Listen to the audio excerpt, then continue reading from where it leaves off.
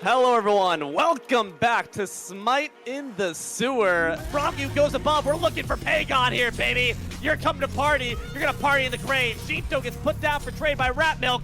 Holy pentashell, Batman! Nubes, porfa, mire atrás, es un peli de horror. No puede ser, yo inmediatamente matado por parte de Well aún antes del partido empezó. Movimientos escuchado y acá está el apoyo. Ha reversado los ojos, ha reversado los miembros. Jisoo muerto, matanza por Belona. Y F6. dos miembros más puede ser F6. Ellos han tomado tus consejos, Piku. F6. Juan ha ¿Qué cosa perdido. Anubis lived again! What am I? Get him! Some instigation there, but the spear wins this time around. Gets the double kill. Beautiful work by Haddix. Unfavorable odds. They take it in spades. Bologna trying to finish the job now. Chains and whips excite me, they say. That Gunger's Might does awful damage. The minions trying to participate. The bludgeon will not be juked, but they might be outranged. The Amanita, and now with renewed fighting spirit, they dive back in. Delayed triple kill. Haddix stays strong. Hello, everyone, and welcome to the quickness with Smite in the Sewer. Haddix in the ground. First blood. Wow, Tess, nice work. Just in time. I'm D-Lo. Joined here by Blaine. To the pregame, the clock hasn't even started yet. What? Yeah, I'm about to say, 30 seconds in the game, buddy. You sure about that one? Welcome to Smite 2 casting, all right? It's kooky out here. Put out a bunch of damage, gathering around this Anubis, popping 5 shells. 5, Tilo, 5 Show the sheet. shells. Show the sheet. It's time. No, Do the Tess, sheet. bring it back. Tess, bring it back. We gotta show Production, put me back in the sheet. I don't Tess, care bring it about back. Bring it back. Bring it No, back. Bring it that's back. not Bring it relevant. back. Look at this. Look at that. Buy, Look at that. Buy right Look now. at that. Profit. Right now. Boom. You win. You literally win all the time. It's And welcome everybody to Smite in the Sewer. We're going to take a look at some hot action in the Founder Series between Threat, Level Midnight, and Project Win. I'm your host for the evening, CashMoneyMorty, joined here by tesdai, doing some knob turning and camera work for us, and Musi joining me in the booth as well. Musi, how in the world are you, my friend? I'm feeling pretty good. I had a steak dinner, and now I get to cast some Founders game with my good pal Morty and Tess in the sky. I'm feeling golden. Tell me about that steak, Musi. We're thinking T-bone, porterhouse, ribeye, New York. It was a filet, medium rare. I had it with a lobster tail and mashed potatoes with asparagus. Dang, eating good over here. Sheesh. Golly, living the high life over here. Sitting in my penthouse suite, chomping on lobster tail. Talk about luxury, my friend. Goodness, I had ramen. so yeah, that's a good one. So here we are, Project Win in Threat Level Midnight. This is going to be game 1 of the set. Tell me a little bit about the stakes. What exactly are we putting on the line for tonight? So the team that gets, or rather, the team that loses today is going to have to go down to last chance qualifiers. So it's not like the final lifeline, but this is the penultimate lifeline. If you can't grab it here, you're going to have a much more difficult time trying to climb your way back up from the bottom. So it's all on the line for these teams. This is a make or break moment. This is a make or break moment. Stakes are high. There's a lot on the line. And this is where intensity can be a little impactful on player performance. That can hurt your mindset, your mentality. It might hurt your decision making. It might hurt your confidence. It might make you a little too overconfident, thinking that, hey, we got to grab this while we can. And turns out you could have waited a little bit. Decision making becomes a little rough. And that's just part of the game when it comes, especially to the Founder series, out of all things. There's a difference between a regular set or just playing casuals with some friends. And then there's this. So intensity is at an all-time high, but I have a very good feeling that Project Win and Threat Level Midnight both are used to this kind of pressure. They're used to this kind of intensity in their sets. They're going to be able to remain level-headed and handle everything with ease. So as we get into our picks and bans phase, tell me exactly what bans we might be expecting from these teams. So honestly, we're gonna see some Fenrir bans, some Baron Samity bans. Loki will almost certainly be taken off the table. If they're not, they're gonna run whatever game that they're in. I would also maybe Amaterasu makes her re-debut back into the Smite Founder series after being banned last week. I think a lot of people undervalue her. So I wouldn't be surprised if she slips through, but a ban the game after is something I would expect to see. We've been seeing a lot of Amaterasu throughout all types of Smite 2. In my casual queues, Smite Prime, Coliseum of the Gods, and especially here in the Founder Series now that she's back available and ready to play, we've been seeing Amaterasu all over the place. So no surprise if we're going to see that, especially with the new tweak on Dazzling Offense when you're able to get that massive circular ability instead of just having that cone in front of you, being able to stun a whole circle. And it's a big circle, it's bigger than that cone for sure. You're able to get a lot of CC off should that stun apply how it should. So high skill Amaterasu player, somebody who is used to that gameplay with Amaterasu, they could be definitely throwing some threats towards the enemy team should that get to the picks phase. But our first ban for tonight, for Project Win, they're going to get rid of Odin, which is not a big surprise to me. That cage can cause all sorts of troubles for gods, especially ones that don't have escapes. Nuwa, she is able to hit the ultimate and go over, but you're going to have to waste a whole ultimate just to get out of that cage. Now you got to deal with the rest of the team. So not only are you able to lock down gods and take lives, but even if they walk away, they're going to have to use some resources to get out of it. So it's resource bait, it's kill potential. There's a lot to love about having an Odin on your team. Frankly, tonight we're not going to be seeing one, at least for this match. And the Baron Samedi ban follow up, I mean, that's classic. That if you're not first pick, you don't want to let that through. Baron Sambi, I've seen, has had almost mixed results. Oh, usually positive, right? This is a very strong character. They have so much CC, they have so much damage that they're able to put out, and it's just a lot to stick onto one god. And because he's flexible in both support and solo, it makes a lot of sense to take that away. And this Anubis pick from Project Win, I almost saw it coming because with Odin out of the picture, you can play these low mobility mages like Anubis, and he does very well into the matchup with Hecate because of his ultimate essentially negates open the gates, what with the CC immunity. There's a lot to love about having the Anubis. You've got big damage, you've got CC immunity with Death Gaze, you've got the hard CC with the wrap. There's a lot to love about having an Anubis. But the Bacchus comes out followed up by the Loki. So I understand the Bacchus. I understand that one for sure. Very, very strong support and solo laner. A lot of big base damage. You've got hard CC in the kit as well, and a cone, an AoE hard CC. That is definitely something you want from a hard engaging support like Bacchus. But the Loki follows up behind that, with Jingwei being the second pick for Project Win. But Loki is an interesting one compared to Susano, compared to Thanatos. Why do we want Loki as our jungler if you're threat level midnight? Loki's honestly one of the best junglers in the game right now. Loki does so much damage. His lockdown potential is incredible. The ability to just look at somebody and say, "Hey, you're dead. Sorry, pal," is ridiculous. Death is the strongest form of CC because not only can you not do anything during the fight, you can't farm, you can't deal damage, you're just off the board, you're seeing black and white for a bit. Loki also has a ton of mobility. They move so much faster when they're invisible, which is incredibly important because gods with global presence are very popular right now as well. Loki is able to keep up with them. And I'm also excited to see this Ymir pick from Project Win. Gives them Ymir Freeze, Ymir Walls. But you know who else has walls? Yamoja. And Hecate can easily capitalize off that as well with her Mez and her giant AoE ultimate. Yamoja being the highest picked or banned god among supports right now. There's a lot to love about having Yamoja. She got the healing with her basic attacks. Even just her basics will heal you.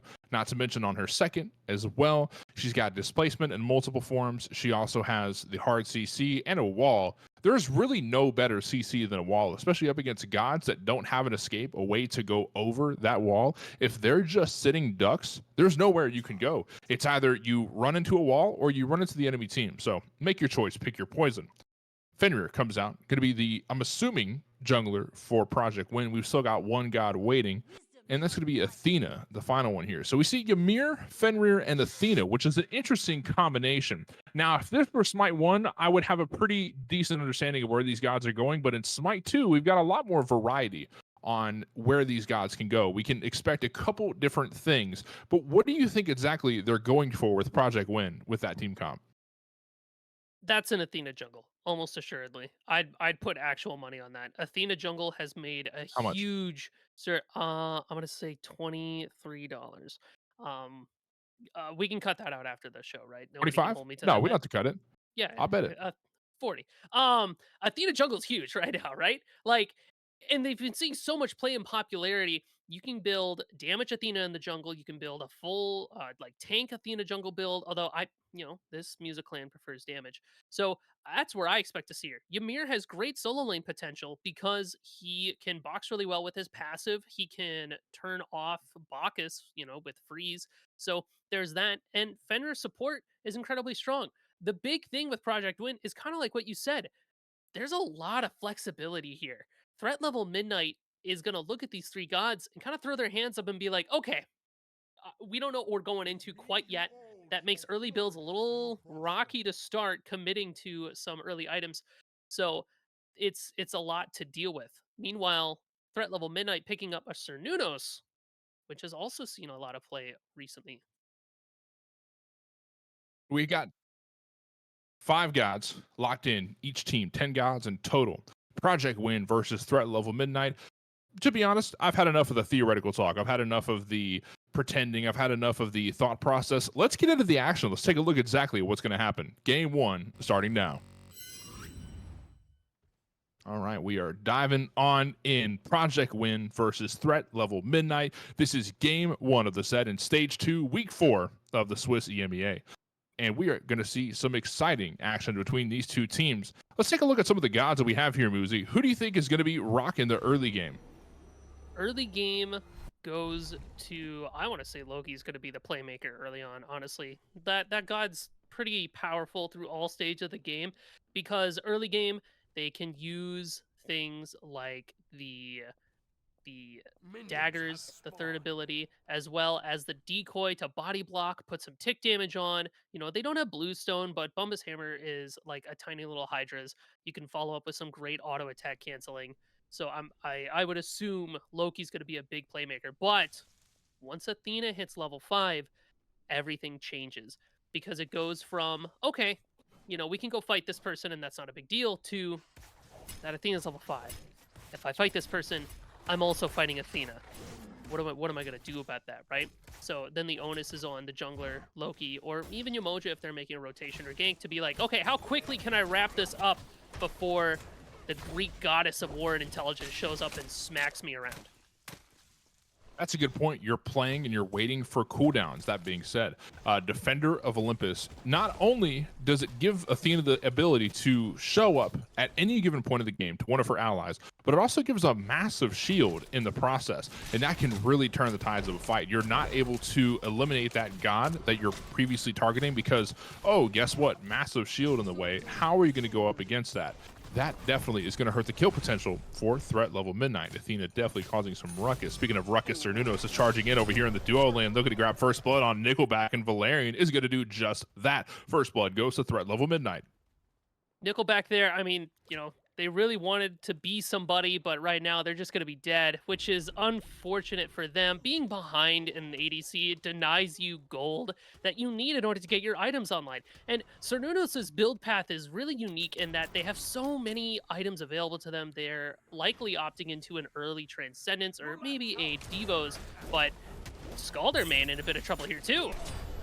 Overstepped a little too far, Scalder, and you're going to give another kill up to Valerian. Less than 2 minutes in, and there's Cernunos, 2 kills on the board already, and that hurts. That is not somebody you want to get fed. Not just Valerian as a player, but Cernunos as a god can have a lot of damage very early if you build them correctly. Go for some intelligence and let that summer stance just deal massive damage, and you're going to have a hard time going up against Threat Level Midnight, even in the mid parts of the game near the Gold Fury fights.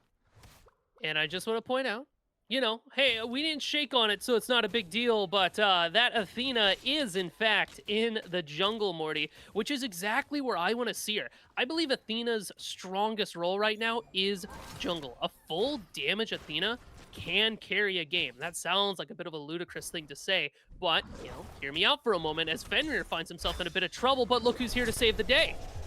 Thunderguard going to grab the kill on Fenrir, but your reinforcements, Athena has shown up trying to clean up the scraps, but there's a little bit too much trash on the floor for that broom and dustpan to sweep up. It is what it is. That's just how these things go sometimes. So you got to be careful here. You don't have all the damage in the world if you're Athena. I mean, truth be told, she's a good jungler. I'm not going to argue that one by any means, but you don't have as much damage as you would with other assassin-like gods. Loki, Susano, Thanatos all have very big bursts, but you don't have as much. You're more setup rather than just taking gods out yourself. That's kind of the gig with Athena. So you're not able to set up because your solo laner has fallen a little bit too late. That's just how it goes sometimes. We can see over here at this purple buff, Loki here to make a play, putting some pressure onto Project Win. You're trying to go for a bit of an invade here. Jingwei getting some good damage off. Loki's going to have to go back towards the duo lane. Does not want a piece of Project Win. It's a successful invade overall, putting some pressure out. You're just putting pressure. You're letting them know, saying, hey, in case you have forgotten, in case you need reminding, we are in the lead right now. It's a little bit of gold, nothing crazy, nothing super advantageous to a point where Project Wind is not going to come back from this. But just so you know, the early game, you need to be a little careful. And Scaldermane might be a bit out of position. Cernunos charging in deep, looking for a piece of Jingwei, but Jingwei is going to dash out. Defender of Olympus showing up, and Athena has arrived. Yamoja walls come out, charging a big damage ruckus coming out, and MVB Sasuke going to grab a kill on Jingwei, but Athena's going to grab one as well. Eye for an eye situation, but the freeze comes out from Ymir, chasing Yamoja back towards that tier 1 tower. Yamoja's going to make it. You're going to have to use all of that Omi in advance. And again, an unfortunate time for Jingwei to die. Even though CERN dies there, it's not as relevant as Jingwei dying, because CERN has their dev gaunts finished at this point. Jingwei hasn't crossed that threshold quite yet, so now she's going to be even further behind this Cernunos, even though, you know, she's only a level behind. You know, CERN's got that level 5 difference for the 1v1. It really stacks up because CERN's going to clear wave faster, he's going to be more impactful at fights, and he's going to have stacks faster. Remember, you don't get stacks from, you know, eliminating minion waves anymore. It's just by doing damage. And if you're not going to be able to do that damage soon enough to get your stacks, it's just behind, gets really rough. But you do have impact on this Athena. They have hit level 5. We're already seeing the impact from her rotations. I'm really wondering, what is Loki going to do to put pressure on this map? I'm thinking maybe solo lane's the play, because when I think about Fenrir versus Bacchus, Fenrir definitely has a leg up over the Bacchus. Even though Bacchus got that early kill, you can see this Fenrir's got Death's Toll, they can give themselves lifesteal with their Howl. He should be able to avoid most of the damage coming from Bacchus. You know, Bacchus Belch, you leap over. Bacchus Flop, you brutalize or you leap over. Whatever you have available. The fact that he's getting kind of knocked around right now is a little surprising to me. I would expect more from the Fenrir versus Bacchus matchup. He's got the leg up, and Fenrir is looking to treat Bacchus like a fire hydrant. Impact, gonna grab a kill on Archie in the middle lane over there. And we haven't talked a lot about middle lane. That's just what I was thinking during that conversation. We haven't seen a whole lot of middle lane action just yet. Anubis and Hecate just kind of hanging out here, just kind of doing their thing, doing what mages do. Throw abilities, clear wave, stare at each other angrily. That's really how mid lane goes in some of these matchups. And this looks like one of them. So when are we going to start seeing some more action here in the middle lane? It's going to come down to the junglers. I mean, the Anubis versus Hecate matchup, it's exactly what you said. They're going to throw abilities out, they're going to stare at each other angrily, they're going to walk back to their towers. They can't even, like, try to ult each other to get a leg up over the other one, because if Hecate casts Open the Gates onto Anubis, he will Death Gaze in response, the actual literal angry glare, and nothing comes of it. It's down to Athena or it's down to Loki to show up and make somebody burn an ultimate so that Hecate or Anubis can use theirs more effectively. They can't get anything from a trade. They clear too safely. It's going to be between Loki and Athena. And Athena's going to have a leg up in that situation because Defender of Olympus means that she's just there. No matter where she is on the map, she can show up to mid lane and be like, hi, we're doing a 2v1 right now. I hope that's okay with you. It doesn't matter if it is or not, because we're going to do it. You get taunted, then you get wrapped, then you get grasping hands, you know, stinky breath, and an angry glare later that Hecate dies. And you also have characters like Ymir and Yamoja to spice things up, but Ymir, while an excellent tool against Hecate, she has no dash. Where is she going to go? So, honestly, for now, nothing happens. But once these team fights start breaking out, it's all hell's going to break loose. Might not be a full-fledged team fight, but a bit of a skirmish as Nagla is looking to go towards Project Win, trying to get the last little bit of damage off to clear it, but it looks like it might be going. No, it does not. Project Win's going to secure that. Here comes the Yemoja wall, followed by the Hikatse ultimate. Death Gaze going to grab a kill before he backs on off because the rest of the team is getting cleared out by that nasty breath on Bacchus. Unfortunate for Project Win. You're able to secure that Naga buff, and that's all well and good. You get to have that, but you know, losing a couple people to that engagement. The Fenrir, who's already behind this Bacchus in terms of deaths. This Bacchus is now 3 kills over them, and they have their Ruinous Venom online. I love that. Hekati and Bacchus both respecting the healing coming out from Fenrir and Anubis. It means that threat level Midnight picks up a Gold Fury, because who's there to defend it, Morty? They just killed everybody who could do anything about it. So ultimately not a great trade for Project Win. That is a good point. It's not the greatest trade in the world, but it's something. It's something to go in the pockets of Project Win, and something's better than nothing. It might not equal out to the most, but it's still something. Wrap comes out, followed by the Sun from Ymir. Defender of Olympus comes out, and they're diving into that tier 1 tower is what it looks like. Taunt comes out from Athena. Barely going to have to make it out of there. Chironic is going to be going back towards the base is what it looks like. Still hanging out of that tier 1 tower, though, in the process. We are now at the 9-minute mark. Project Win has 3 kills in pocket, and threat level Midnight has 6. Bit of a gold lead, not a whole lot, but just a little bit. 2 kills happening by the skirmish in the middle lane during the process. Overstep just a little bit. Hikatse, oh, comes out. Gonna have to use the ultimate there. Massive stuff. Great job, Ymir. And Ymir, thank goodness they have that CC immune ultimate. It's the same situation that it is with Anubis, even as threat level Midnight puts pressure onto this mid tower. Scalder main, you're in a bit of hot water there. You gotta back up. But Ymir's going to have to build things like Talisman of Purification. I mean, the only person who has beads right now is Jing Wei, right? Everybody else is either Shell, we're seeing a Sunder, they've got a couple combat blinks, but no way to deal with the CC coming from Bacchus, from Loki, from Hekate. Yemoja, who we haven't spoken too much about, is like an unsung hero in these fights. Of the 8 kills that are currently on the board, Yemoja's been a part of 7 of them. She is putting in work right now, and we have to respect that work. We have to pick up Talisman of Purification, which, if I'm not mistaken, it does look like the Ymir has begun that process, but it's just a little too late. Oh, Wild Hunt comes out. Cernuno's chasing down Jing Wei, but Jing Wei's barely going to make it back to that tier 1 tower, but Loki is lurking in the side, maybe looking to dive deep if Jing Wei doesn't make it back to the base, and the ultimate comes out. Archie's going to grab a kill on Nickelback. Look at this photograph. You're going back to your grave. Defender of Olympus comes out. They're going to put some pressure on Bacchus. Distortion's going to fall to Samichu.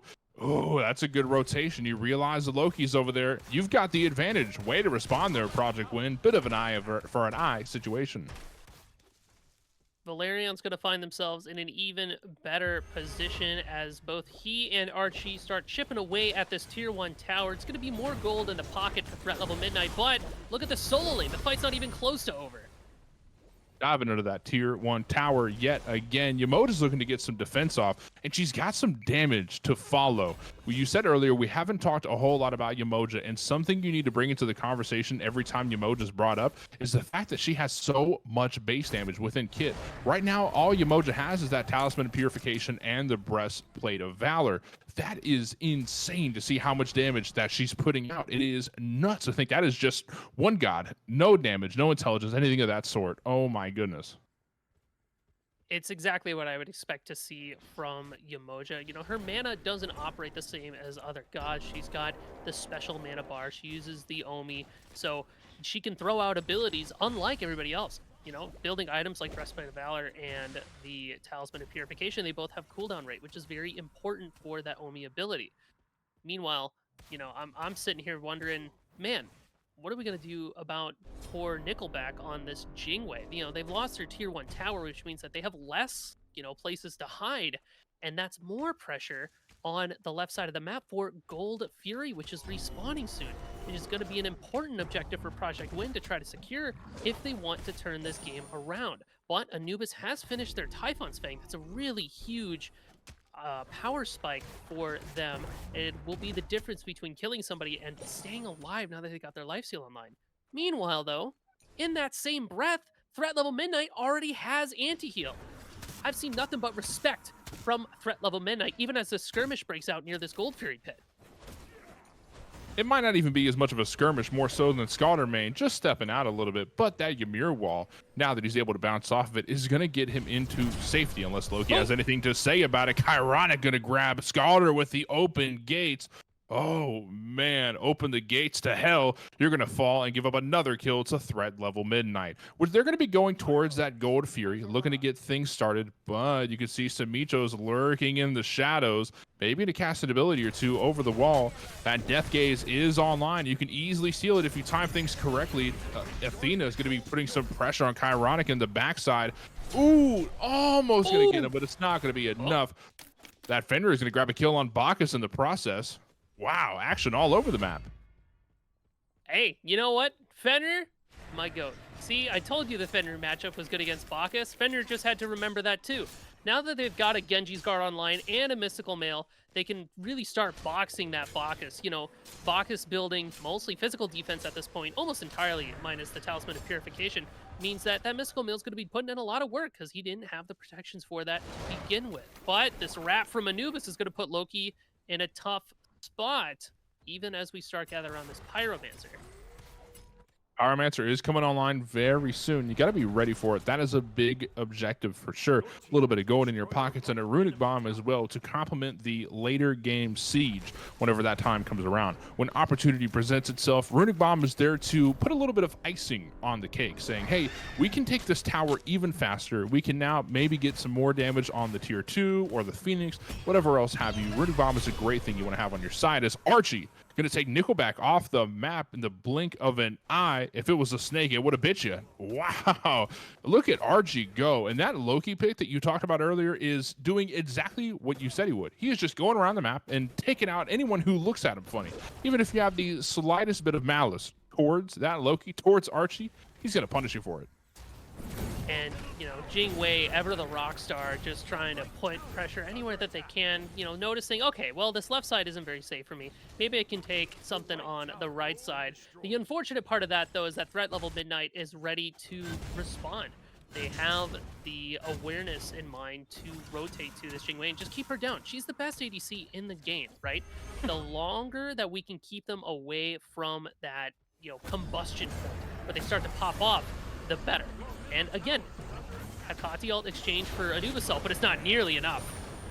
Is going to dive in from the back of the tier 1 tower, followed by some damage from the... Oh my god, that is insane to see. Bite comes out from the Fenrir, getting good damage off. 2 bodies down for threat level Midnight. Jing Wei is popping off, doing some good damage for sure. Hakate going to throw some abilities out before she backs up because she does not want any more. Now retreated to that tier 2 tower in the middle lane. Project Win hanging out, and that was really well executed. I like how you're using Open the Gates to bait out Death Gaze from Anubis, and then now that the CC immunity is down, the rest of your team CC pounces in on Anubis. What is he going to do when he's knocked up in the air by the Bacchus? So great timing, great communication from threat level Midnight. Meanwhile, on the backside, Archie's going to be lurking in the shadows in the enemy side jungle, going to grab a yellow buff and a kill in the process as impact is going to fall to Archie.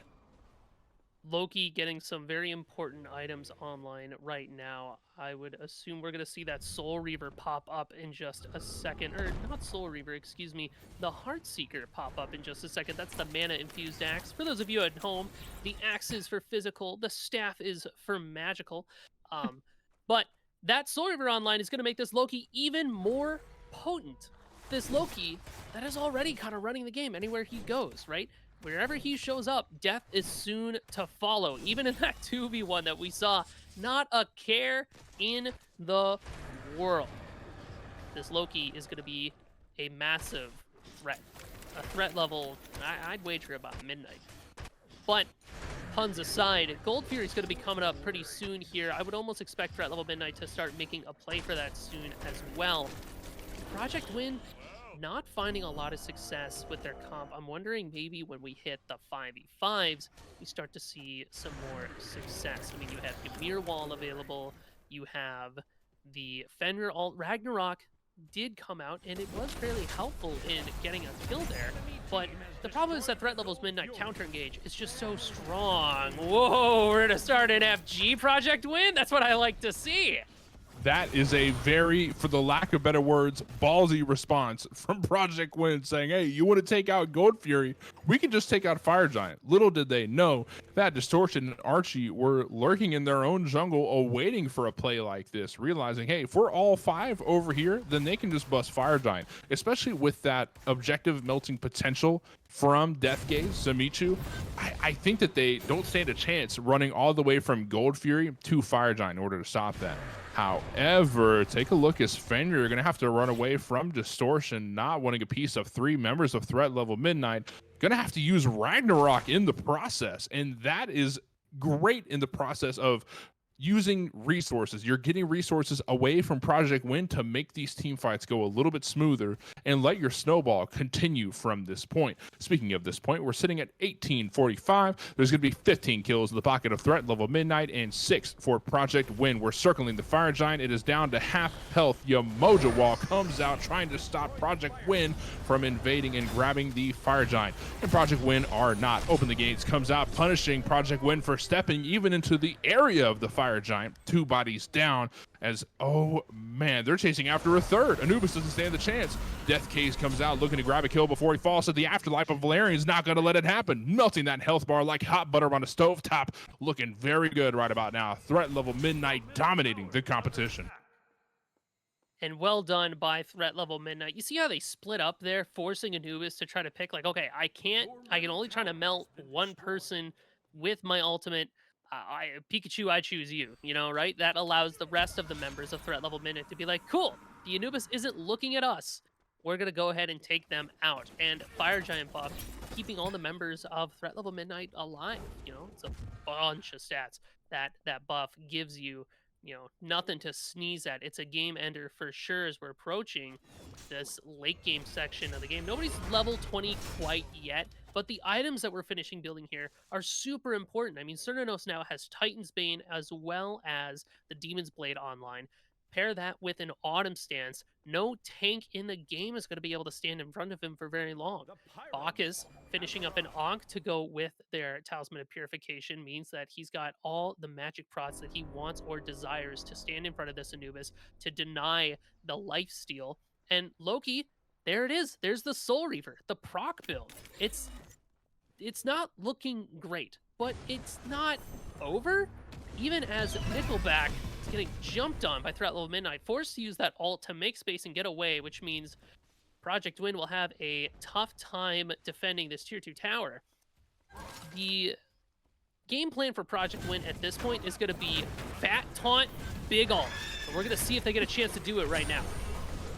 Valerian's going to grab a kill on Scalder before he's able to grab a kill with that ultimate. Samichu going to grab a kill on Distortion. They're doing a good job of defending this Tier 2 tower, but Chironic's going to make sure that it doesn't go that well. Impact is going to fall to Chironic. That's 3 bodies down for Project Wind, and that Tier 2 tower has been eaten up, but they're looking for more on their plate. Going for that Phoenix here on the duo side.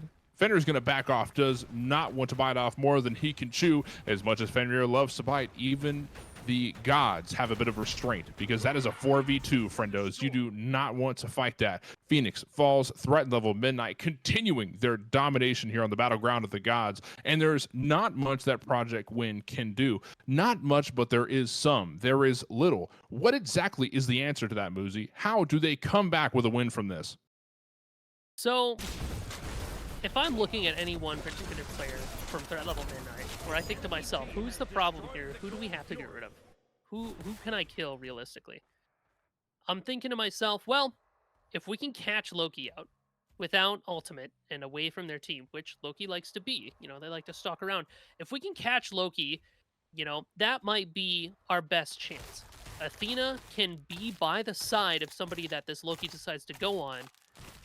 The question is, will they get there in time? Because he's so far ahead at this point. His items are online. He's got the core build. Everything from here is like icing on top of this cake that Threat Level Midnight are baking. So I'm thinking, okay, Athena ult, whoever goes jumped on by Loki, we taunt this Loki, we tear into him, and then we back up, and then re-engage after we're feeling a little healthy, because undoubtedly Loki's going to take as many players as he can with him. He can probably take at least one, so we have to respect that. And kind of go from there. They got to play this fast and loose and kind of keep their heads down and don't overextend, don't overcommit. Defend your towers. Wait for your Phoenix to come back up. What exactly the play is? I mean, we see 5 bodies all lurking by the solo lane, hanging out as Loki looking to push up just a little bit, maybe looking to grab some camps, but he better be careful, Archie. You don't want to step up too far, as you might run into some bodies of Project Win who are also sitting in that right side jungle. Uh-oh, are we doing a little bit of bush play? Is that the play? We're going to be waiting in a bush? Is that the move here? I'm a little surprised that I'm not seeing threat level Midnight just push into this tower right away. Yeah, there you go. There it is. Because at this point, you know, if you're threat level Midnight, you don't play for kills, right? Play to end the game. There's a lot on the line for you here. If you lose this game somehow, you know, if you lose this set somehow, you're risking going to last chance qualifiers. That's not a position that you want to be in. So I appreciate the fact that, you know, threat level Midnight, they're playing it safe. They have their lead, but they're not doing anything too weird or too janky, right? I don't want to see them camp in a bush, try to grab a kill, and then chuckle about it. I want to see them go, okay, cool, we have Ancient Fury. Let's take out a tower. All right, cool. Fire Giant's going to spawn up. Let's group up, see what we can get, and then take it, and then win. Similarly, for Project Win, I want to see them have that same mindset. All right, they're definitely going for Fire Giant here. What can we do to try to dissuade them from doing that? Who can we catch out? What can we do to defend our Titan? And right now, we're seeing that threat level Midnight's just kind of on the ball when it comes to that department. They've been really clean this whole game. Umoja hasn't even died yet, and they've been a part of, again, more than 3/4 of the kills. Maybe this Umoja is the real core of the problem. Maybe she's the one that we got to start looking at. Umoja is definitely a big part of it. Healing, CC, everything else that Umoja has a kit. Look at her, she's zoning off Fenrir while the rest of threat level Midnight are taking down the Fire Giant, and it has fallen. Looking to start a fight here as Project Win looking not too great, getting grabbed by Open the Gates. Simichu's going to grab a kill on Archie in the process, though. Archie overstepped a little bit too much without your friends there, and you got collapse on. That's just part of the process. Bacchus diving in, looking to set up with some CC, but Simichu blinking away, does not want to fight up against threat level Midnight, and I do not blame him. And Project Win are in turtle mode. They're looking to defend. They are pressed up against their own Titan room. And there's not much you can do other than wait. You can maybe steal an objective. You can grab some more gold, whatever else have you. But right now, you're awaiting that 30-35 minute timeline where everybody has 6 items. Everybody's got 3K pass, something of that sort. And you're on an even playing field. Because right now, threat level Midnight do have the advantage because almost everyone's level 20.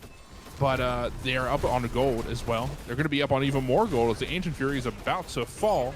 However, we see everybody from Project Win showing up a little bit late, there. And it is what it is. I mean, you don't have a lot of time when you realize an objective like that's being sieged to go from playing Turtle in your Titan room to being there at a Gold Fury. It doesn't happen in the blink of an eye. You have to predict these things. You have to be aware rather than respond. So their response was, it is what it is. Now we are going to await the push, the siege from threat level Midnight. Project Win has their last lifeline amongst them, and they're resorting to bush play. And that's kind of sick, actually. I think this could go crazy in theory. Okay, they're going to recall. Wow. I honestly thought they were going to catch maybe Archie or somebody off guard, and then they take a dub from there. But instead, we're going to go back to base and hang out by the Titan and make sure that nobody sneaks up from the backside. We see Archie, Chironic, and the Sir Nunos, Valerian, lurking over here by the duo lane. They're going to push up from the side, and Project Win better be ready because this could be their last team fight. Feeling a little worried for Nickelback right now because they're so far away from the rest of their team. Project Win not in a position to stop this left side push that's starting to walk down this lane. Even as I say that, you know, they start to recognize, okay, here it comes. It's time to gather up, time to defend. Now, threat level Midnight has been doing an excellent job of utilizing Hecate Open the Gates to start a fight, and Project Win doesn't have Talisman of Purification. It's going to put Ymir in a bad spot. Let the battle begin as Open the Gates comes out, gonna grab a couple bodies there. Jingwei is gonna have to ult out of there, does not want to fight this. They're running for their life instead. Archie's gonna grab a double kill. That's gonna be 3 bodies down for Project Win, and Threat Level Midnight are looking to end it here. They're looking to grab game 1, but there's a hungry Fenrir and Nickelback awaiting for what could be their last performance. Titan is slowly but surely melting. Brutalized comes out. Fenrir is doing everything that he can to chip away at damage, but Archie's gonna make sure that he falls. They're not just going to grab this game, they're going to grab a couple kills in the process. Titans at 3/4, Titans at 1,000 health. Jingwei is slinging autos, but she cannot do enough to defend her Titan. Game 1 is going to go towards Threat Level Midnight. Unfortunate for the team Project Win. They just weren't able to find purchase anywhere. You know, the Loki came online and just took it from there. And when you have to contend with Yomoja walls, with Hekati ult, it's just, you fall behind and you can't get back into the game. Even with tools like Athena Call to Olympus, and you have Jingwei available to you, you know, if everyone cared, they would be there, but they just weren't able to lock it down. And Threat Level Midnight did a wonderful job executing. Every step of the way, it was clean. Every fight that they had, they walked away with something. And that's the difference between winning and losing, especially in these early games. Well, the difference between winning and losing is one team could potentially be heading to that last chance qualifier, and the other team advancing farther in the bracket they're already in. So, Threat Level Midnight walking away with a W for game 1.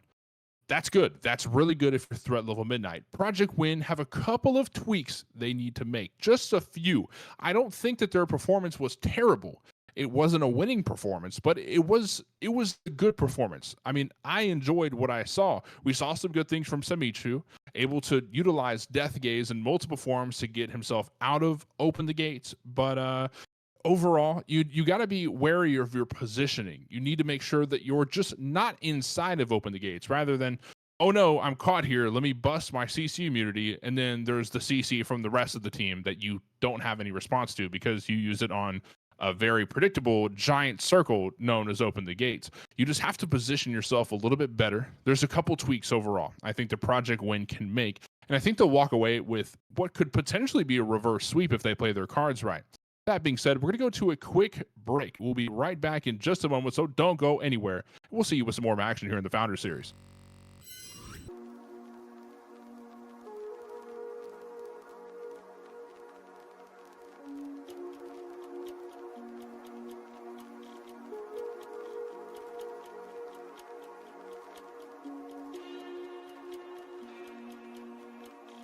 Hello everyone, welcome back to Smite in the Sewer. Bromview goes above, we're looking for Pagon here, baby.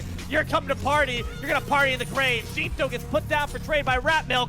Holy Pentashell, Batman! Porfa, mire atrás, es un feliz de horror. No puede ser, yo inmediatamente matado por parte de Well aún antes del partido empezó. Movimientos escuchado y acá está el apoyo. Ha reversado los ojos, ha reversado los miembros. Jisoo muerto, matanza por Belona. Y F6. 2 miembros más puede ser F6. Ellos han tomado tus consejos, Pico. F6. Juan ha ¿Qué pasó ahí? perdido. Anubis lived again. What am I? Get him! Some instigation there, but the spear wins this time around. Gets the double kill. Beautiful work by Haddix. Unfavorable odds. They take it in spades. Bologna trying to finish the job now. Chains and whips excite me, they say. That Gunger's Might does awful damage. The minions trying to participate. The bludgeon will not be juked, but they might be outranged. The Amanita, and now with renewed fighting spirit, they dive back in. Delayed triple kill. Haddix stays strong. Hello, everyone, and welcome to the quickness with Smite in the Sewer. Haddix in the ground. First blood. Wow, Tess, nice work. Just in time. I'm D-Lo. Joined here by Blaine. To the pregame, the clock hasn't even started yet. What? Yeah, I was about to say, 30 seconds in the game, buddy. You sure about that one? Welcome to Smite 2 casting, all right? It's kooky out here. Put out a bunch of damage, gathering around this Anubis, popping 5 shell. 5, Tilo, 5 Show the sheet. shells. Show the sheet. It's time. No, Do this Tess, cheat. bring it back. Tess, bring it back. We gotta show Production, the put me back in the sheet. I don't Tess, care bring it about back. Bring it back. Bring it back. Bring it back. Look at this. Look at this. Look at that. Buy, Look at that. Buy right Look now. at that. Profit. Right now. Boom. You win. You literally win all the time. It's Welcome, everybody, to Smite in the Sewer. We're here with some more Founders Series action between Project Win and Threat Level Midnight. I'm your host, CashMoneyMorty, joined here by tesdai, working the knobs and turning some camera angles for us. Thank you for being here. And Musi joining us as well here in the booth. Musi, why don't you give us a little bit of a relapse, a little bit of a look back on what exactly happened in Game 1 of this set? Game 1 of this set, we saw Threat Level Midnight execute a very clean game of Smite 2. That's what we saw. They were able to control just about every objective that they touched. Their itemization was on point, recognizing early anti-heal because of the matchup against both Anubis as well as Fenrir. And they found their lead. They pushed it to the end. They didn't mess around. They didn't screw around. They did it. They just found that W. Meanwhile, Project Win had a little bit of a shaky start. They weren't able to find purchase in that game. I'm hoping that as we move into these picks and bans, we can see a new game plan from Project Win. I think that the Athena jungle, call it bias, was one of the more successful bits of that. But maybe we got to look at some other solo laners. Maybe we got to look at some other supports. Yamoja was critical for Threat Level Midnight. I say let's take that away. Let's take away Loki. Let's not let Threat Level Midnight redraft the comp that they had in that last game. I don't want to disregard your point here. I do agree with you that Athena did a good job. Defender of the Olympus did some big things, good taunts as well. Athena did good, but you know who did even better was Archie. I'm sorry, but Athena's not Loki. I mean, Loki is just able to go around the map, blink, invis, kill, big damage, dot damage. There's just so much to love about having a Loki. And if I had to choose between one or the other, I kind of want to put my money on Loki. Not that Athena's not great, but in my ideology, I'm thinking that I can have Athena in support and also have a really big damage, big burst assassin like Loki or Susanoo or whatever else. You can have the best of both worlds if you just look to what's the word? Put a little more variety in your comp. Yeah. There, yeah. Some variety, some versatility. We got there. Oh yeah, we're gaming down here in the sewer. And we're seeing the first initial bans here. Bacchus ban from Project Win and Threat Level Midnight taking away Baron Sanity. So Project Win, that last game, says we think it's the Bacchus that was the issue. I wonder what we're going to see for a first pick then. I mean, there's so many other gods on the table right now. And, one of the cool things about Smite 2 is that there are a lot of really potent gods in the game, potent in their roles and potent in the fact that you can put them anywhere. Example numero uno, Odin. All-Father himself, Ring of Spears, is an excellent ultimate for controlling the battlefield. You can put him in support, you can put him in solo, you can put him in jungle. I would almost expect to see him in solo more than anything. So a good first pick for Project Win, especially because Threat Level Midnight shows that they like to play characters like Hakati, like Cernunnos, like Amaterasu, who is another very, very potent, very powerful god. She scales so well into the late game. She utilizes a variety of items, and recently the items that are core for her got buffed. I mean, Bracer recently saw some buffs where she gets more attack speed, and she uses that item so well. Every time that you land an ability, you gain increased basic attack damage, and it gives you intelligence. Strong. Follow that up with a Loki. This is already looking like a kill you comp to me.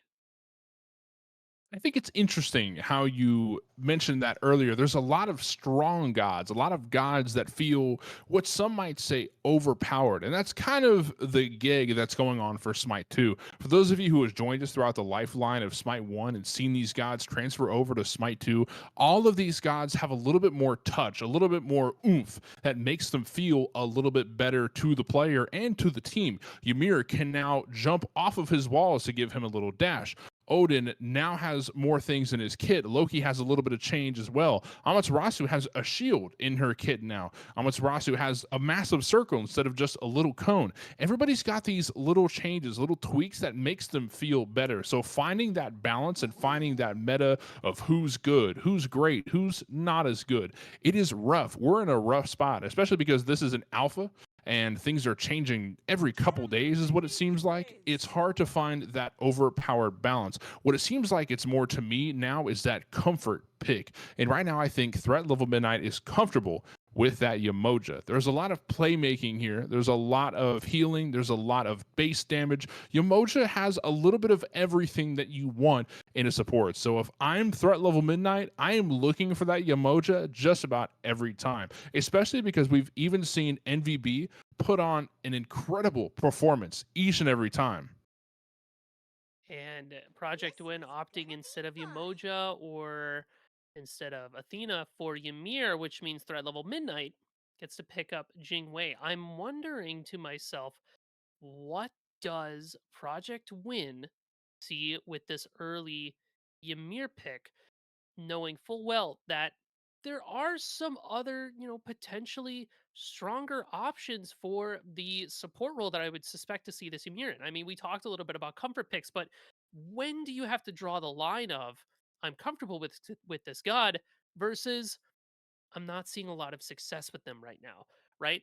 Threat Level Midnight have the advantage of, the Sasuke, the player of Umoja, obviously cracked. They're very comfortable with Umoja. They can live, eat, breathe Umoja all the live long day. God bless him, right? So I'm wondering what else Scholar can whip out to help contend with that. And with Threat Level Midnight picking up this Jingwei as well, this dual lane is looking incredibly nasty. Both the Umoja and the Jingwei are top contended picks for their respective lanes. And I'm seeing Project Win highlight a Neath and a Susanoo. And for Threat Level Midnight at this point, I'm expecting to see like a Kukulkan or maybe in Anubis. Even though they can't escape the cage, they have so much damage, they have so much control and movement speed with Amaterasu and Yamoja. They can get away with the fact that this Kukulkan doesn't have a way around. We have an incredible team comp over here for Project Win. I'm theorizing their team fight, and I'm seeing it go down like this. Odin drops the cage. Let's say the Phantom Shell's not online. Threat Level Midnight saying, where do we go? What do we do? Because, well, Jingwei's got to jump, but Kukulkan does not.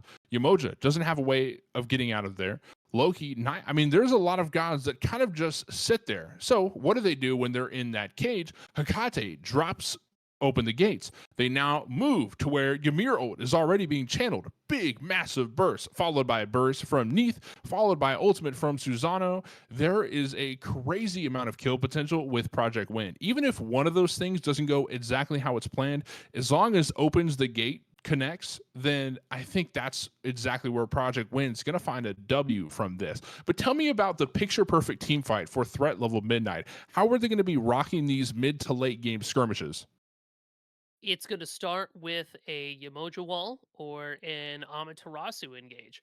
Amaterasu can dash in, let rip the dazzling offensive. Giant AoE stun, if she manages to hit the two people beforehand, means that Project Win needs to start utilizing some CC immunity tools such as Talisman of Purification or Purification Beads or, in-hand ultimates in order to deal with that. And when Threat Level Midnight inevitably follows that up with a Yamoja wall to separate the members of Project Win, it gives Loki and Jingwei opportunities to follow up and just pour onto damage of whoever is unfortunate enough to get caught there. Meanwhile, Kukulkan in the back line is going to be letting rip the Zephyr Wind Strikes and Tornadoes, even a Spirit of the Nine Winds right down the middle, 3-point shot. I would not be surprised to see some devastation if Threat Level Midnight finds their ideal team fight scenario. We've done a lot of talk. We've done a lot of gibbering and yabbering, awaiting for the fight to begin, but I think the fight is waiting on us. So let the fight wait no more. This is CashMoneyMorty, Musi, and tesdai. We're going to dive right on in and take a look at the action as Game 2 of Project Win and Threat Level Midnight unfolds in front of us. And here we are. Wonderful transition, tesdai. Working our cameras for tonight. Thank you much, friendo. And we are CashMoneyMorty, Musi Clan, and tesdai, representing the Smite in the sewer. The sewer squad coming at you with some hot action of Game 2 in the set. This is EMEA Stage 2, Week 4 of the Swiss bracket, and we're about to see a lot of action unfold for us. Project Win need to come back with not just one win, but 2 wins. This is Project 2 wins in order to come back and reverse sweep the set. But Threat Level Midnight just need one more W, just one teensy little W, but it's easier said than done. That being said, how do you think this early game is going to unfold based on the team comps that are presented in front of us? So, Threat Level Midnight might be at a small disadvantage at the start because I'm looking at this mid lane, and we talked a bit about the Hecate versus Anubis. You know, they both exchange ultimates, they stare at each other angrily. You know, okay, cool. I'm gonna go back to my lane. Not this time. Kukulkan does not have a CC immune ultimate. So when Hecate opens the gates on top of them, this Kukulkan goes, ha, woo, and gets yoinked over to Hecate. And with Susanoo, one of those gods that's able to put down so much pressure, I wouldn't be surprised to see an early kill for Project Win. You can see it even now baking up in this mid lane. I'm getting a little nervous as, you know, Loki and Susanoo try to contend for some space and some damage here. Bit of a fight unfolding here in the middle lane, a bit of a skirmish at least. Semichu doing decent on health now that that health bot has been popped. And we're just seeing a bit of trading happening right now. I mean, we're still early in levels. Nobody even has ultimate yet. To see a kill this early, especially when Ymir is missing a frost breath like that, it's going to be hard to let anything unfold. We do have a lot of safe gods as well. Ymir busted out the selflessness. Neith has a whole backflip, which will take you so far with just a press of a button saying, hey, I don't like this fight. I'm now going to teleport back a huge distance, and there's not a whole lot you can really do about it. Unless you're Fenrir, who can just leap over and then brutalize from there, unless you're a few other gods, not a lot of them. But overall, I think it's going to take a while for us to get some action unfolded. And they say, shout out Skeldermain for hitting that double freeze. Good job, you made up for last time. But, you know, Threat Level Midnight, I'm looking at the relics, right, that we're seeing from both teams here. Nobody has a Purification online, which means that the CC available from both teams are going to be especially potent, as nobody has a real way to deal with it until we start building those Talisman of Purifications. And Ymir, I'm going to make my educated hypothesis wager with that single rune item built with Ymir. I think Ymir is going to be the first one to build it over Yamoja, because she's only got that round shield to start. But, like I said, no Purification beads means that Loki's going to tear havoc across the team of Project Win, and likewise, Susanoo is going to be a raging tornado through Threat Level Midnight. It's going to come down to who will have their ultimates available to negate the potent crowd control effects from the opposing junglers in order to keep themselves safe. And, like you said, positioning and playing safely. Neith's got backflip, Hecate has her ult, Odin can jump away, so Project Win, I feel, might be in a little bit of a better position, at least in the beginning. Once level 5 and, level 7 to 11 hits, once we get some items online, that's when we're really going to see where the cookie crumbles. Well, you don't want to get your hand caught in the cookie jar, and it looks like that's maybe where Impact is, and a little bit too far in. I'm stuck in the cookie jar. Help me out here. Odin is going to go for a stun on Archie, who's going to have to run back. But, here comes the Hell in a Cell. That Odin cage has been dropped. Phantom Shell is going to be busted out, and Loki's going to make it back towards his own jungle. No kill busted out as of yet, which is interesting because at the less than 2 minutes last game, less than 2 minute mark, we saw Valerian already having 2 kills in pocket. We're sitting past 4, and no kills have been had just yet. Neith maybe looking to play a little aggressive there, backflipping towards Valerian, maybe grabbing a first blood yet again if Neith makes a silly little mistake like that yet again. Thankfully, she's got some sustain, she's got some health pots, she's going to be just fine after that, but that did look a little rough for a second. Hey, I was shivering in my boots. I was like, ooh, you did not want to backflip that way, my friend, but, able to get that distance away. And we saw Loki fight in that cage. I've got you for 3 minutes, but Shell popped by Loki. A Loki without blink and without purification, instead opting for this Shell. Loki's one of those characters that the only way to get out of Odin cage would be to ult. So I super respect Valerian for saying, okay, this Odin could pose a potential threat to me, I need to have an answer for it because I'm not going to be around my team all the time. I'm the backline menace. I'm the man hiding in the dark with the dagger, tucked behind my chest and my coat, my cool long hat, right? So opting instead for that shell means that he has the freedom to go on this Odin in case he's stuck alone with him. And, a little bit of extra health never hurts anybody, especially when you're dealing with gods like Susanoo or a Neathal that could just show up out of nowhere, hit you with the classic get down. It's a nice tool to have in your back pocket. Now, we're approaching some big items being built. Both the mid laners are going to have their Book of Thoughts online at this point, but Amaterasu finishes up her Bracer like we mentioned before. Amaterasu versus Odin in the solo lane, it's definitely skewed to Amaterasu's favor. That god does so much damage. She clears lanes so easily. Look at the way that she just shredded those archers. And now with Bracer of the Abyss, she's going to box that Odin so much better, and it's only getting worse from here for her. Wait just a minute. This 1v1 is going to turn into a 3v1 as Nickelback is going to grab a kill here. Wow. And that was an ultimate from all the way downtown. That's huge. That helps out a lot. To get this snowball started up against Valerian, who was dominating the lane last game, but now the turns have been tabled. Things are not looking as good for Valerian. Not by a whole lot, just a little bit of XP, a little bit of gold, nothing crazy and nothing you certainly can't come back from if you're threat level Midnight. After all, based on what we saw in game 1, they know how to walk away with a victory. So we're seeing some items being unfolded here. You mentioned the Book of Thoth coming in for Kukulkan and Hekate. You're also seeing the Hydras come out for both Loki and Susanoo. We're seeing some interesting itemization from the Neath, going for Transcendence out of all things. So you're going for ability damage is my guess, but what else are you building in line with this this item path? What links up for what Nickelback is trying to achieve with Neath? So Neath's going to build the mana build, right? She's a hunter. Well, hunter. I say that in air quotes. But she's got a bow, and you would think, okay, yeah, auto damage. That's what we're going to lean on with these characters in the duel lane. No. Not Nickelback. They're crazy.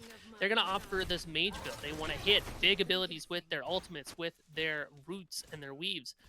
So, Book of Thought, you can expect to see that. Ooh, Impact going to fall down there. Looks like something's brewing over there in that mid lane. Oh my gosh, what happened to Sasuke's health bar there? It's getting a little rowdy and ruckus. Where's the Nickelback ult this time? Not going to come up off cooldown yet, so maybe some cooldowns so you can avoid those situations. But Book of Thoth, maybe Spirit Deso, Soul Reaver is core for anybody hitting anybody with abilities. So you can expect to see a lot of ability proc items, as well as just heavy hitting damage and pen items. So we're seeing this Neath go for more of an impact, quote unquote impact. You like that? Going for an impact in the team fights rather than the dueling phase. So we're going to let Valerian do their thing for now, but we'll come back and start hitting hard later on. Maybe followed with a Book of Thoth. I've seen a lot of dual stacking between Neath players going for Book and Trans, as those two items have their mana stack into each other, and you get incredible results from there. I like this build path potentially that Nickelback could be going for if your theories are correct. We could be seeing some great things from Project Win's team fight phase. However, we're sitting at the 9-minute mark, almost. We have 1 kill for each team and a little bit more gold for threat level Midnight, a little bit over 1,000 perhaps. So they're doing great in the farming department. They're farming away. They're doing good as far as obtaining gold. They're not snowballing by any means. They're doing a little bit better. But how do we go from better to good to great to victory if you're threat level Midnight? Threat level Midnight is going to look for an early gold Fury, try to bait a fight around that, kill members of Project Win, and then scoop themselves up an objective. You see it unfolding right now as Threat level Midnight puts up the emoji wall to bar away Project Win. But you have to remember that Ymir ult can definitely go over that wall and can easily knock out that Gold Fury. So there's only certain things that Umoja wall can block off, but it's nice putting up regardless. It's worth that ult. You got to bust out all your resources. This is Gold Fury. This is our first of the game, and there's no clear advantage, so you never know when Project Win can come back and hit hard out of nowhere. We are not in game 1 anymore. The tides are even. This is a flat surface. There is no real lead towards one or the other. A bit of a gold advantage, but nothing massive. However, Project Win are going for a gold advantage here. They're going to try for another kill. Amaterasu ult comes out. The stun lands on Odin, and he's going to be walking back towards that tier 1 as Archie has shown up and saying, hey, none of this nonsense over here. None of this tussle hassle. None of this horseplay, as you unks like to say. Yeah, unk status gain, because I say horseplay on the daily, don't even doubt. But, and honestly, unfortunate for Impact there, that ult just barely missing the mark would have been the difference for life or death for Distortion. They've only got the one prod item at this point, which is the double-edged sword of Bracer of the Abyss. You have to make sure that you have your protection. Samichu, do you have them? Oh, Aegis comes out, maybe saving the life on Samichu. Barely going to make it back to that tier 1 tower, and Archie almost walked away with their first kill of the game. But you're going to have to go back and accept that, hey, you got and at least you got a resource out of it. You got an Aegis, which means next time you come back around, next time you're looking for a gank or one of your friends looks to grab a kill on that Samichu, they're going to have a little bit of an advantage considering Aegis is down. Baiting out resources is not a bad thing. It's not as good as getting a kill, but it's something. It is worth that investment in time, especially because it didn't take a whole lot from you. You just used abilities. You just almost killed somebody. So that's good stuff. And it does put some pressure on to Samichu because, you know, you can see that they're a little bit behind in terms of levels. But even as the itemization here is about even, you know, they both got 2 full items. They got their Book of Thoughts online. And Impact picking up a kill in Distortion. I mean, look at all this pressure that they're putting on the solo lane. And the Gem of Focus is going to make sure that Samichu is able to make space as they throw out items. I think it saved their life, honestly, against that Loki. Aegis, you know, putting in a lot of legwork, don't get me wrong. But being able to make space after the fact, you know, you've got extra cooldown, you've got movement speed, Sands of Time is going to make sure that you can just let rip your abilities. But is it going to be enough in this mid lane engagement? Oh, that Umoja damage almost doing enough. You better be very careful. You're pulling him towards you. You're a madman. You're an absolute psycho. But Sasuke is going to follow in the process. That's one body down for each team. Here comes Impact, looking to make an impact on this Kukulkan, who has stepped out just a little bit. Scholarman is going to pick up a kill for Project Win. And they might be walking away with a win, at least in that team fight. They absolutely are. 2 bodies down for threat level Midnight. It's a small win, but it's a win regardless. These small wins build up to a snowball. That's how the snowball works. A little bit of snow, one bit after the next, shovel after shovel. And next thing you know, you've got a snow kingdom, a snow mountain. So keep chipping away at little things like that. In Project Win, you're going to be walking away with a W, I'd like to think. That being said, no W's had just yet, as we are barely at the 13-minute mark. 4 kills now for Project Win and 2 for threat level Midnight. Even though they're down on kills, they still have a bit of a gold advantage thanks to that Gold Fury. And Archie overstepping just a little bit. Project Win looking to collapse. Amaterasu diving back towards the jungle. Nothing's going to be unfolded here.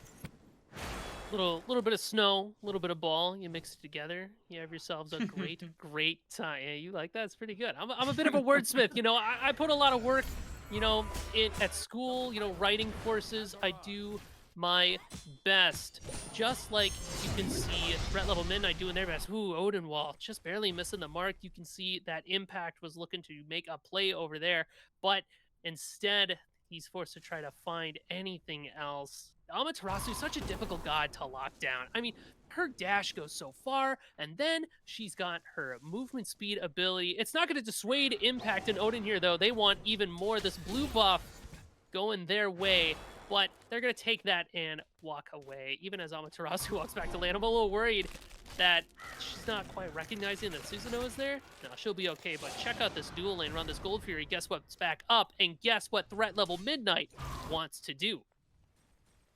What I mean, Gold Fury seems to be the move. Can't blame him. Naga doing some big things. Oh, the fight's still unfolding over here in the solo lane as Distortion's going to grab a kill on Impact. Odin didn't make it in time. The fight's still unfolding here by the Gold Fury. Umoja Wall comes out. Archie's doing some good damage, and Chironic's going to find the touch of death. Neath backflip comes out, but Jingwei has just shown up. I mean, that's an eye for an eye as far as those dashes go. Chironic's going to grab another kill. Samichu is now fallen. That's 3 bodies down for Project Win. Looking to chase him under that tier 1 tower. Jingwei could be diving. Oh, around the corner here, Loki looking to grab the kill, falling right into the arms of Jingwei. Catch me. Oh, no. It was a trust fall, but you can't trust Valerian. Going to grab a 4th kill on Project Win, and that is a darn near deicide. Threat Level Midnight recognizing that Impact was on the right side of the map and not the left side of the map where the Gold Fury resides, trusting in Distortion to be able to take care of themselves and absolutely capitalizing properly. Even though Nickelback made every attempt in the world to try to steal away that Gold Fury, to try to salvage that fight, Threat Level Midnight coming out on top there means that they added a little bit more snow to their ball. You can hear the rumble across the mountain as this avalanche is getting ready to pour over for Threat Level Midnight. It's just a little bit, and yeah, like you said, it's just a little bit of snow. Just a little bit of snow. It takes a bit, but these are the big wins that you want to see to counteract those small wins. Threat Level Midnight looking even more dangerous. Look, they're picking up a Naga buff next. That's going to help them out with any Pyromancer, a Fire Giant, a mid push, maybe catching this Ymir unawares. Could be the case. Could be the case indeed. Naga very helpful, especially now that they're going after the Pyromancer. That's a double whammy on the next push. Pyromancer is gonna fall. Threat Level Midnight grabbing an objective in their pockets. They're only up 2 kills and they're up 8,000 gold. Maybe looking to make it almost 9. Yamoja Wallace coming out. Archie's looking to grab a kill, and Nickelback is gonna fall. But they're going to fall also. Chironic is going to grab a kill on Impact in the process, and that's 1 body down for each team. 3 bodies now circling here in the middle lane. Loki is still around. You better be careful. Loki is looking to pounce at any opportunity given. Ultimate is down, though. Not a whole lot you can do under that tier 1 tower, except for take it, unless they take it right here. The Frost Breath comes out. Ymir is going to get a good freeze off. They're going to grab that tier 1 tower and head back to base with a little more gold in their pockets. Threat Level Midnight have really stepped it up in the past couple minutes. 17 minutes in, 52,000 gold for Threat Level Midnight, and 8K below that is Project Win with less than 2 kills as well. That's a rough spot to be in, but I don't think the Project Win are really out. Ooh, that was so many Yamoja stuns. Oh my goodness, you better be careful there, Nickelback. Oh, that is a hard juke right there. That is a hard juke when there's that much Yamoja on the map. There's like 20 Yamojas right there. It's it's a lot of danger, a lot of trouble, even as the Jingwei is getting pressured out by Project Win. Archie is going to grab a kill on Scottermain in the process. Overstep just a little bit, but Impact looking to grab a kill of their own. Tornado comes out, putting some good damage off. Aegis is busted, and Valerian has very low health. Impact going back towards that tier 1 tower, what used to be a tier 1 tower. Amazing ultimate right there, locked in place, and Impact's running for their life. In the process, Nickelback is going to fall to Archie. Open the gates, comes out. Spirit of the Nine wins, almost takes down Impact. Oh, if he only would have had a little more damage, a little more intelligence, that would be a dead Loki, like a fly swatter hitting a mosquito, barely living, flapping its little wings away, back to base. Kukulkan's going to finish up that Soul Reaver on their next back. You can see it right there. If they had that Soul Reaver, that was a dead Susanoo. The next time they run into that situation, Impact does not get to walk away. They're going to hit the hard and fast back and take a long look at a black and white game of Smite 2. So, obviously, keep your eyes out for that. This Kukulkan is hitting their late game stride now that they have more and more items above this Hakati. 3 levels to, or excuse me, only 2 levels as well. It's going to be harder and harder for Project Win to find their win. Threat Level Midnight slowly but surely closing this vice grip over Project Win as they start grouping up around this mid lane. Gold Fury spawns, and they want that 3rd pip. With that 3rd pip, they're going to find extra damage to towers, to phoenixes, and they already have the 2nd pip, so they get those enhanced minions as well. It's going to make pushing all that much easier for them. They're grouping up around an Amaterasu, who you know, they don't have any other aura items at this point, but she is the aura item. She's offering strength. She's offering attack speed. She's got shields. Everything you want from your solo laner.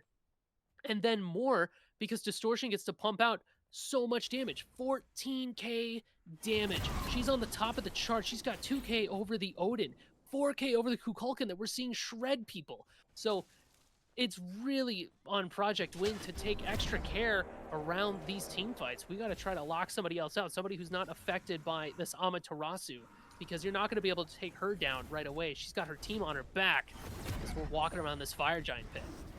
Fire Giant is half health, threat level Midnight, slowly but surely chipping away at it. Project Win is diving in deep. Ymir looking for the ultimate, but they're going to fall quick to Chironic. Shout out to that Book of Thoth and everything else doing some massive damage here. Project Win is on the retreat. They've been caught out. Threat level Midnight has completely dropped the Fire Giant. They're looking for some kills instead. They're looking for a damn near deicide is what could be the case. Odin is going to grab a kill on Valerian in the process, though. Project Win walking away with what could potentially be a W if they play their cards right. Impact very low on health on the retreat, letting the team do the rest of the damage here. I've done my fair bit. I'm going back to base. I'm going to get some health. I'm going to relax for a little bit. You guys can do the rest.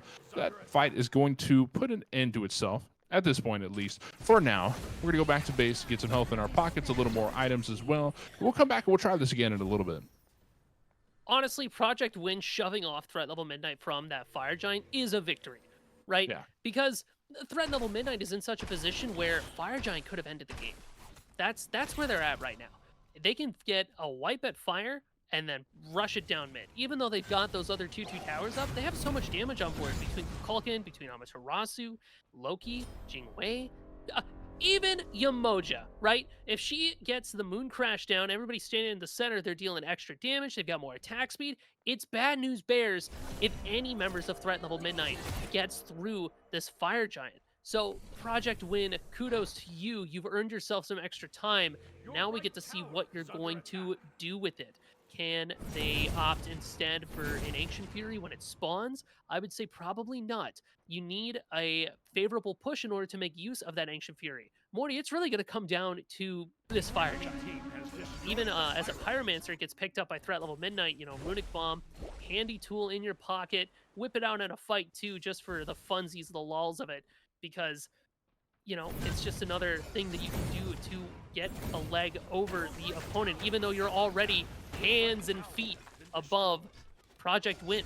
So I just want to see Threat Level Midnight get a clean fight and try to close out this game. But from Project Win, I want them to throw a wrench in every single plan that they throw out. Let's get some big man freezes. Let's get a big open the gates. We have Odin Cage, right? I want an insanely violent cage fight with this Odin and with the members of Threat Level Midnight. That's what I want to see right now.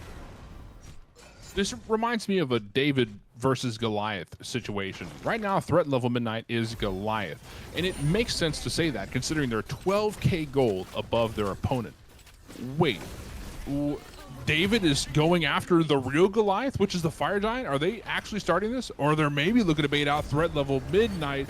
Oh, no way. Is Chironic overstepping just a little bit? Neathold comes out looking to get a big burst of damage off. Just line it a little bit better. Oh, not possible.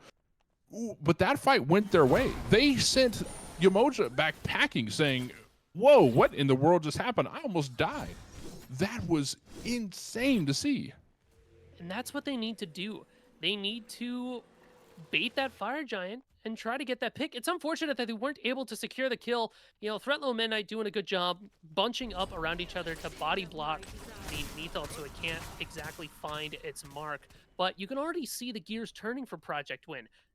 Like I said, open the gates, Odin Cage. Let's catch somebody out. Even if you just barely clip somebody, it works. Talisman of Purification got popped there, so now they don't have it. So your Hekati, with their Gem of Focus and Cosmic Horror, can get even more. They want to try to get this Fire Giant, but it looks like they're not going to be able to do so. It's not looking great for Project Win. Threat Level Midnight have everything it takes to end this game, but they haven't. Now with Fire Giant in pocket, 3 pips of the gold Fury, they've got everything they need to just run it down at this point. And I think that might be exactly what they're looking to do with Sakate and the rest of Project Win are on the retreat. They are running for their lives at this point as 5 members grouped up of Threat Level Midnight. They've grabbed Fire Giant, now going after the Ancient Fury, and nobody from Project Win is there to contest it. They're going to give it up, which is smart. You don't want to waste any bodies because you now need to enter turtle mode to a point where Threat Level Midnight can run it down at any point, siege a tower, siege 2 towers. They've got Ancient Fury, they've got Fire Giant, they've got everything they need. But Project Win, on what could potentially be their last lifeline, what could be considered the last team fight of the game. How do Project Win play this and come out with a victory? Project Win, at this point in time, they need to find a way to take down Cryonic. Cryonic's like one of the big problems for Project Win. Kukulkan is able to dish out so much damage, and they can do it so quickly and consistently too. They don't have as much cooldown as the Hekate does, but they do have Pendulum of Ages. They do have Cosmic Horror. That's enough for a character like Kukulkan. So I want to see Susano whip around the corner, get a big blink, a big pull on this Kukulkan, try to separate him from the rest of his team. In order to do that, it's going to be down to Hekate and EMEA to burn some of the CC immunity tools that Threat Level Midnight has available to them. It's like a multi-step plan, right? It's like a multi-marketing system. I can't do my job until you do yours. So I want to see Ymir freezes. I want to see Odin cages. And then I want Impact to sneak around the back, grab a noodle, slurp him up, get rid of him, so that Project Win has a real fighting chance in these team fights. I'm sorry, during this whole process, Tess, you need to get a quick look at Impact real quick. What in the world is Susano doing up there by the solo lane? Are they looking to maybe go for some type of I don't know what they're going for. Impact, you're going to head back to base, though. I would like to imagine is there's 5 hungry members of Threat Level Midnight sitting at your Phoenix. How in the world do we stop this? We're going to find out here if they're even capable of doing so, because Threat Level Midnight may be looking to end the game, but they back off. They're playing with their food. They could be finishing the feast here, I would like to think, considering all of the tools at their disposal, but instead they're going to retreat. They're going to go for what could potentially be another Pyromancer. They could go for another Fire Giant or an Ancient Fury or whatever. At this point, Project Win are kind of like when you're sitting at the doctor's office and you're closing your eyes because you're scared of needles and you're just waiting for it to hit. You're waiting for that needle to strike your skin. That is the situation that Project Win find themselves in. I don't know how else to describe it because it is a truly horrific situation. This is coming from somebody who's scared of needles, by the way. Maybe not everybody's like that. Maybe I'm just a baby. That's probably the case. But, well, that's enough about me. Project Win are awaiting this potential doom that could come at any moment. And they're playing their cards right. They're just getting gold in. They're getting everything else in at their disposal to let themselves be on somewhat of a even playing field.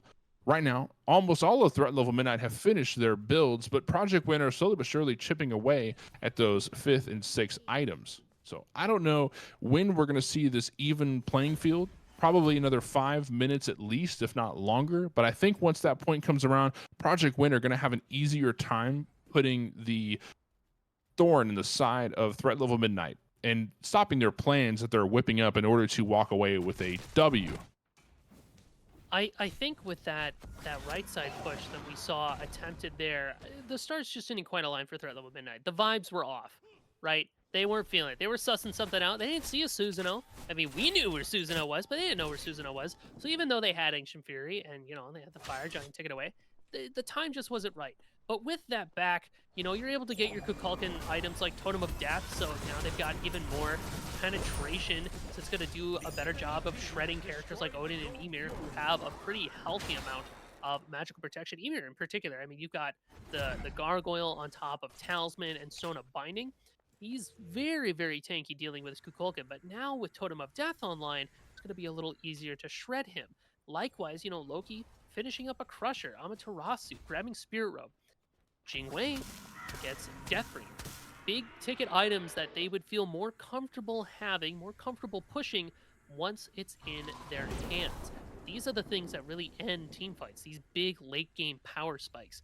So now that they have those available to them, they feel a little bit more comfortable pushing, especially with this Fire Giant that they're looking to pick up as well. Ancient Fury in their pockets, and they're looking to grab a Fire Giant as well before they finish the push. Fire Giant has been slain, and Threat Level Midnight are on the push. They're looking to finish the game. They're looking to wipe the plate clean. Valerian gonna grab the first kill on Scaldermain. Loki showing up. That's a triple stun. That's gonna be the end. That's it. That's it. They're barely able to make it back to that Titan room. 5 full health and hungry, insatiable members of Threat Level Midnight on the push towards that middle lane Phoenix. Valerian's gonna grab a kill on Impact in the process. 5 members still going past that Phoenix in the middle lane, going towards the duo side Phoenix. They're gonna grab a couple before they head in. What are they going? Are they going for a third Phoenix? They're going for 3 right here. Why not? While you're in the neighborhood, stop and smell the roses. And there is a lovely rose named Solo Lane Phoenix that's worth a bit of sniffing, I guess. They're looking to grab everything. They have a massive gold advantage. They have everything else they want. Just finish the game at this point. Open the gates comes out, but it's not going to do a whole lot there. They're going to go straight for the Titan, doing everything that they can. Scaldermain is going to fall again. Valerian grabbing another kill. Odin going to land a stun. Kukulkan damage coming out. Spirit of the Nine Winds and Chironic is going to grab a kill there. Nickelback falling to Distortion. There's kills all over the board. 4 bodies down for Project Win. Odin Cage comes out, but nothing else happens as the Titan falls, and Threat Level Midnight is going to sweep the set. Just the slow, methodical push of we're going to take this mid Phoenix, we're going to take this other Phoenix, we're going to take this other Phoenix, and they do it because Threat Level Midnight through that whole game was, all right, we're gonna play it safe. We're ahead. We don't have to overextend. We don't have to put ourselves in a losing situation. Even as we push this Titan, let's make sure that if we fail this push, we confirm that we at the very least don't lose outright. We have pressure on all these lanes. Threat Level Midnight playing such a clean game. And I have to give props up to Cryonic on this Kukulkan especially. I mean, maybe not top damage in the whole game, but top damage in my heart because this Kukulkan was just shredding people the entire set. Wait. Yo, Is that 0 structure damage across the board accurate? Is that a bug or is that real? wait. I know they had all of the tier 1 towers up, but to think that they didn't get a single bit of structure damage out? Oh, that's all right. Well, more, sometimes you're not Holy able to hit the tower. No lanes hit the could be tower worse. once. That is cool. It has to be a bug. Somebody call John Hi-rez. Somebody get somebody get somebody on the phone here. There's no way this is real. I don't believe this is true. Oh man. Regardless, if this is true, and I'm going to take it at face value for now, we're going to get some confirmation on this. But for now, Threat Level Midnight doing an incredible job defending their own structures, as you can see, and taking their opposition. Good job, Threat Level Midnight. You've made it to the next round, the finals. And Project Win, you're in the last chance qualifiers. You're not out yet, but you're close. You've got one last lifeline left before you are dropped out of the Founders Series. That being said, this is going to be the end of the broadcast for tonight. So thank you, everybody, for showing up. Shout out to tesdai for being our camera for the night. Shout out to Musi for joining me here in the booth tonight. And shout out to the viewers here. Thank you for joining us in the sewer. I know it's a little smelly. I know it's a little rancid down here, but trust me, you get used to it. The smell goes away once you're here for 30 minutes, I promise. This is CashMoneyMorty. We're going to be dipping out of here for now. We'll see you back very soon for some more Smite in the Sewer action.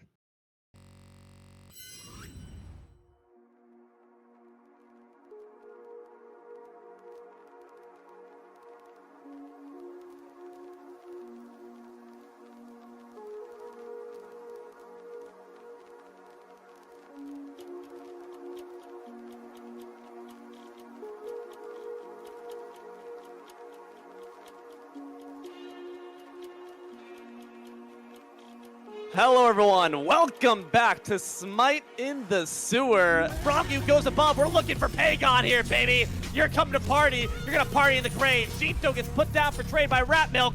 Holy pentashell, Batman. Pero nubes, porfa, mire atrás, es un feliz de horror. No puede ser yo, inmediatamente matado por parte de Well aún antes del partido empezó. Movimientos escuchado y acá está el apoyo. Ha reversado los ojos, ha reversado los miembros. Jisoo muerto, matanza por Belona. Y F6. 2 miembros más puede ser F6. Ellos han tomado tus consejos, Piku. F6. Juan ha F6. perdido. Anubis lived again. What am I? Get him! Some instigation there, but the spear wins this time around. Gets the double kill. Beautiful work by Haddix. Unfavorable odds. They take it in spades. Bologna trying to finish the job now. Chains and whips excite me, they say. That Gunger's Might does awful damage. The minions trying to participate. The bludgeon will not be juked, but they might be outranged. The Amanita, and now with renewed fighting spirit, they dive back in. Delayed triple kill. Haddix stays strong. Hello, everyone, and welcome to the quickness with Smite in the sewer. Haddix in the ground. First blood. Wow, Tess, nice work. Just in time. I'm D-Lo. Joined here by Blaine. To the pregame, the clock hasn't even started yet. What? Yeah, I was about to say, 30 seconds in the game, buddy. You sure about that one? Welcome to Smite 2 casting, all right? It's kooky out here. Put out a bunch of damage, gathering around this Anubis, popping 5 shell. 5, Tilo, 5 Show them the sheet. shells. Show them the sheet. It's time. No, Do the Tess, sheet. bring it back. Tess, bring it back. We gotta show them the Production, put me back in the sheet. I don't Tess, care bring it about back. Bring it back. Bring it No, back. that's Bring it not back. relevant. Look at this. Look at this. Look at that. Buy. Look at that. Buy right Look now. at that. Right Profit. now. Boom. You win. You literally win all the time. It's